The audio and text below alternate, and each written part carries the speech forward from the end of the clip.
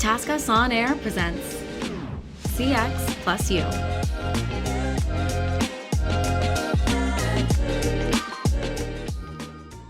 Hey everyone, thanks for tuning in to TaskUs On Air. I'm Jackie Leinberger, Director of FinTech.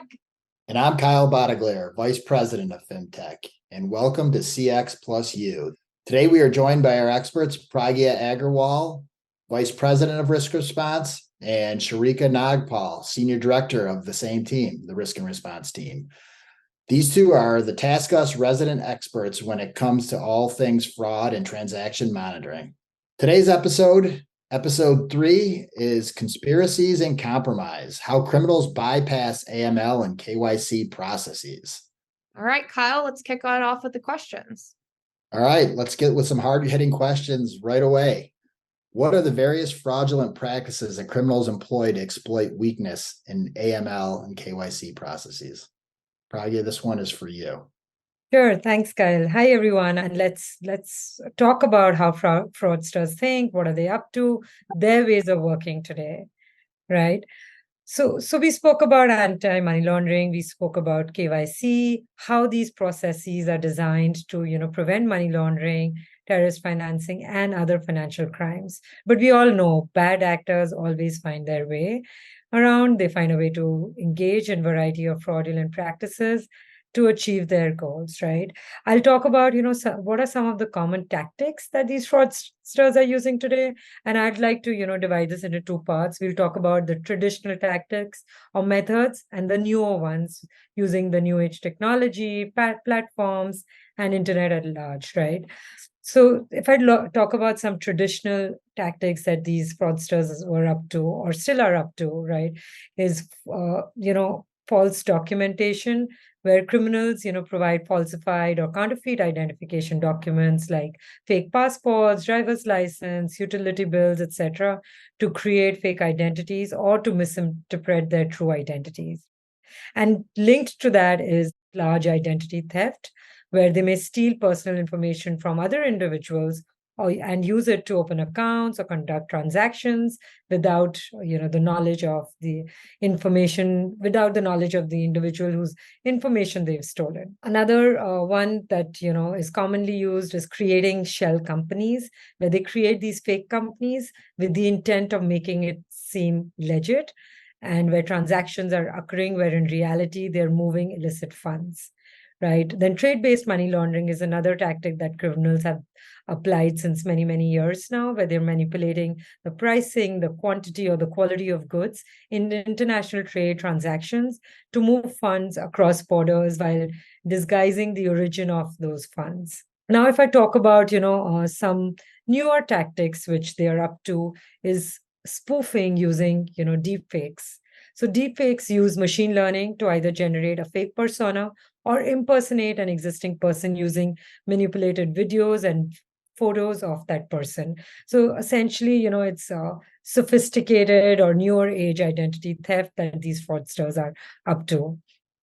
Online shopping fraud, a very, very new and common practice that fraudsters use all the time, where they're setting up fake online stores or listings, offering products and services that are never intended to deliver after receiving payment. I'm sure some of us or a lot of us have been subject to this, right? And there's nothing that we can do about it. But yes, that's a very, very common practice.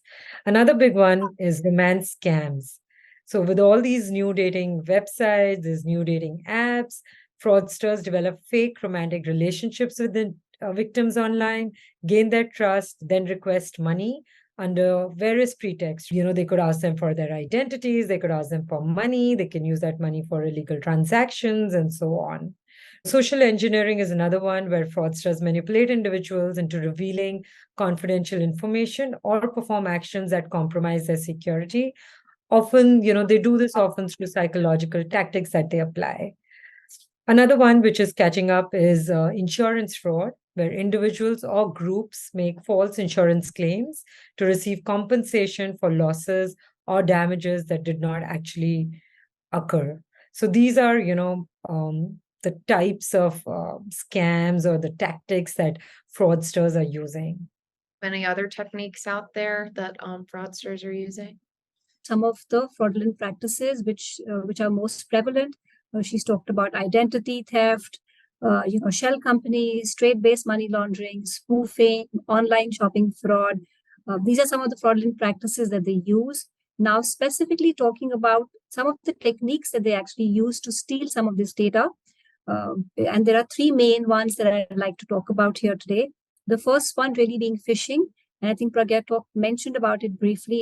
It's really, in a sort of a social engineering fraud in which what they're doing is an attacker is attempting to fraudulently acquire sensitive information from a victim by impersonating a trustworthy third party. So they pose as a trustworthy third party and try and extract information from a victim.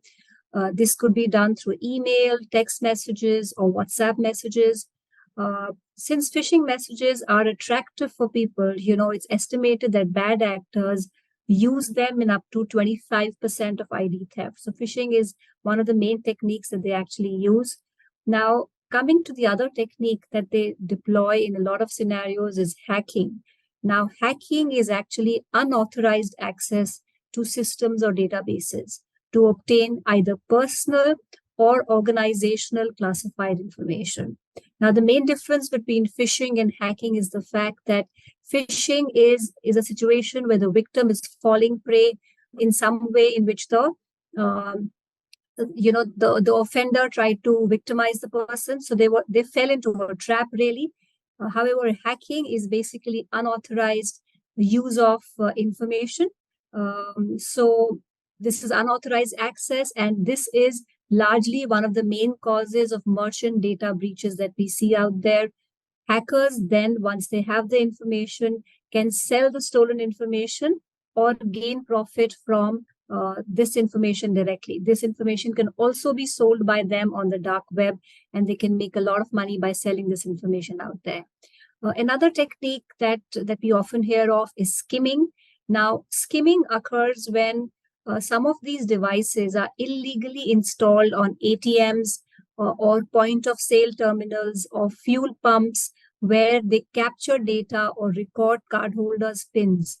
So they basically install a machine on top of the original machine, the actual machine, which is in some way capturing all the information, the card credentials, the PIN that you enter. And this can then be used to create fake debit or credit cards, which can then be used to steal from victims' accounts. So victims may be under the false notion that the cards are with them, but in reality, their accounts have been hacked because their credit card or debit card has already been copied in some form, and that information can be used by the hackers, by the fraudsters out there. So these are some of the techniques that I've talked about, which all of us should be aware of and be watchful of. Wow, that's awesome. I think that would really drive this home. And this has been great so far. Thank you, Surekha. Thank you, Pragya.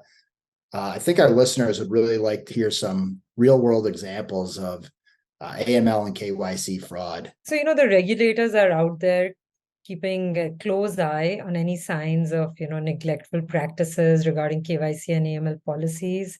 They're keeping an eye on fintechs, on financial institutions. But despite that, right, there are many, many such examples that we all know of, we read about, where, things have slipped through the cracks and huge fines have been charged, or it has led to many institutions closing down, right? And who's at loss? The customers at loss, right? Unfortunately. So a very popular example, which I think is not unknown to anyone, is a cryptocurrency exchange platform that rose rapidly after it was launched in 2019, right? However, it came crashing down in November 2022. It was one of these trading platforms where you could open an account on a digital trading platform, buy one coin and trade it for another one. Through that platform, you could also convert cryptocurrency into cash, right? So customers began opening accounts to trade, buy cryptocurrency, and top venture capitalists started investing as well. So by January 2022, I think the company was worth about 32 billion or so. However, all this came to an end in November 2022. What first appeared to be some accounting glitches or oversights turned out to be major fraud. and billions of dollars were lost by customers and investors as well. So upon a lot of scrutiny, digging, and investigation, it was discovered that, customer funds went into accounts controlled by a third-party research company, which was into cryptocurrency trading, and it was headquartered in third location altogether. So after this revelation, things began to unravel, and it was kind of concluded that it was mishandling of customer funds and failure to follow regulations was a primary cause here. So customers were kept in the dark, their funds were being used for illicit activities, regulations are not being followed, and nothing was reported as well.